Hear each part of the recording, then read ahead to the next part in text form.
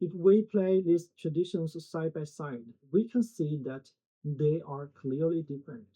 Some emphasize the afterlife, some emphasize judgment, some emphasize rebirth, some emphasize liberation, some emphasize impermanence, some emphasize natural transformation. These explanations are not always competing to establish one final answer. At least in this episode, we are not treating the question as a contest between religions. What matters here is something different. What role do these death narratives play within human civilizations? Welcome to Joe's Thinking Lounge. Driven by curiosity, a person dies. For an individual life, death is an ending. But if we widen the frame, a deeper question appears. Death is not only a personal problem, it is also something that entire civilizations must respond to. In the previous episode, we explored how different philosophers understood death. Epicurus argued that death does not truly harm us. The Stoics believed that death is part of nature and therefore can be accepted calmly. Camus argued that even in a world without final answers, human beings can continue to live and continue to create. And Heidegger suggested that when a person truly recognizes the finitude of life, life itself becomes more authentic. These views mainly answer one question: how should an individual face death? But today, we widen the frame because it is not only philosophers who have tried to understand death, entire civilizations have tried to make sense of it. For an individual, death is a very direct problem. It concerns the end of life, it concerns loss, and it concerns the unknown. A person may ask, when will I die? Is there anything after death? Will I continue to exist in some form? These are deeply personal questions, but for a civilization, death is not only a private problem, it is also a structural problem. Because once human beings realize that they will one day die, larger questions inevitably appear. What happens after death? Why do human beings die? If life is finite, how should we live? And how should the living relate to the dead? These are not only philosophical questions, there are also cultural questions. They are questions that every civilization must respond to. Because if a civilization cannot make sense of death, it becomes difficult to make sense of life. It becomes difficult to explain why people should act with goodness, why people should accept responsibility, why the dead should still be remembered, and why a finite life should still be taken seriously. So different civilizations, when facing these questions, developed different narratives of death. These narratives are not only about what happens after life, they are also structures for how human beings should live. In some religious traditions, death is not the end. It is more like a transition. In Christian traditions, after death, the soul faces judgment and enters some form of internal condition. In Islamic traditions, human beings are understood to be resurrected after death and to face final judgment.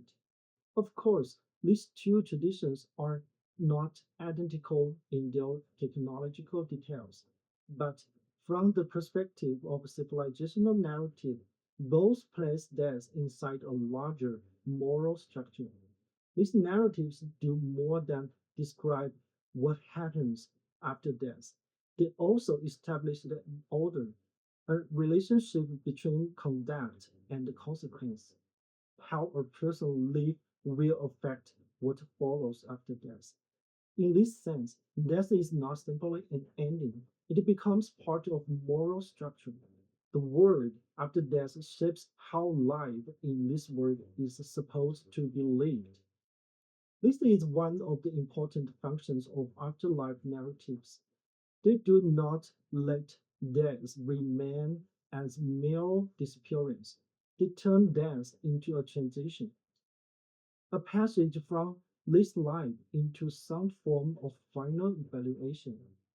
Therefore, in these traditions, death is not only the end of life, it also reminds human beings that their actions, their choices, and their responsibilities carry significations beyond the immediate present. But not every tradition understands death as a final judgment after one life. In another family of traditions, death is neither a final ending nor a single judgment. It is one stage within a cycle.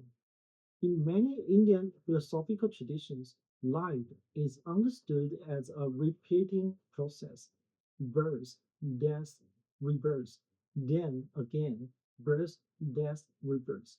This cycle is often called samsara. Within this framework, death is not the end of the whole story. It is one moment inside the cycle. So the real question also changes. The question is no longer only what happens after death, and it is not only how should I face one death. The question becomes how should we understand the entire cycle of birth and death, and how can one attain liberation from that repeating cycle? This is why the idea of liberation becomes so important. Within this framework, the goal of life is not simply to avoid death, because after death, life continues in another form. The deeper question is how can one transcend this repeated pattern of birth and death? This changes how death is understood. Death is no longer merely an endpoint. It becomes one part of larger structure. It reveals that the problem of life is not only finitude, it is also repetition, attachment, and the search for freedom from the cycle itself. In Buddhist thought, death is often placed within a broader framework of practice and understanding. That framework is impermanence. On this view, not only life, but all things are constantly changing. Nothing remains fixed forever. Life changes, relationships change, the body changes, the world changes, and death is simply one part of this ongoing change. From this perspective, death is not an anomaly. It is not an exception that suddenly interrupts life. It is one expression of the flow of existence itself. When a person truly understands impermanence, their feeling toward death may also begin to change. Death is still serious, loss is still real, but death is no longer a completely unintelligible rupture. It is placed inside a larger factor. Everything changes. And in Chinese philosophical traditions, especially in Taoist thought represented by the Zhuangzi, death is often understood within natural transformation and the flowing change between life and death. Life emerges from natural and in the end returns to nature. From this point of view, life and death are not absolute opposites. They are better understood as different phases within the same process: a change, a movement, a return. This does not mean that death is unimportant, and it does not mean that death contains no grief. It means that death can be understood as part of the movement of nature. Human beings are born within nature. They change within nature, and eventually they return to nature. In this sense, Death is not necessarily only an object of fear. It can also be understood as part of unfolding of the universe. If we play these traditions side by side, we can see that they are clearly different. Some emphasize the afterlife, some emphasize judgment, some emphasize rebirth, some emphasize liberation, some emphasize impermanence, some emphasize natural transformation. These explanations are not always competing to establish one final answer. At least in this episode, we are not treating the question as a contest between religions. What matters here is something different. What role do these death narratives play within human civilizations? From this perspective, they seem to perform one shared function: to make death understandable. Because if death remains completely unintelligible, it becomes difficult for human beings to orient their lives. It becomes difficult to understand why life should be taken seriously, why responsibility matters, why relationships should be cherished, and why the dead still remain connected to the living.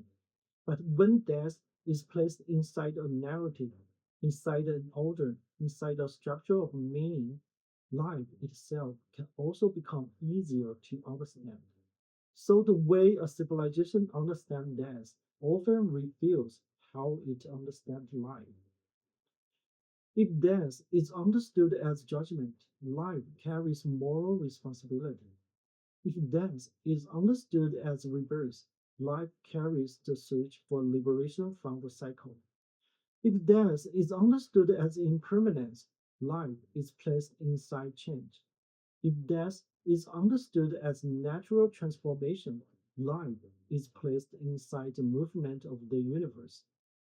Then, different narratives allow human beings to face the same basic fact in different ways. Life is finite. Perhaps human beings do not only die as individuals, they also live inside civilizations. And the civilizations teach people how to understand death. Some traditions understand death through the afterlife, some through rebirth, some through impermanence, and some through natural transformation. These narratives are not the same. They should not collapse into one simple answer, but they all respond to the same basic fact: life is finite. And human beings must find a way to make that finitude bearable, understandable, and meaningful. Seen in this way, death narratives are not only about death, they also tell us how human beings understand life. Thank you for watching Zoe Thinking Lounge. Stay curious, and I'll see you next time.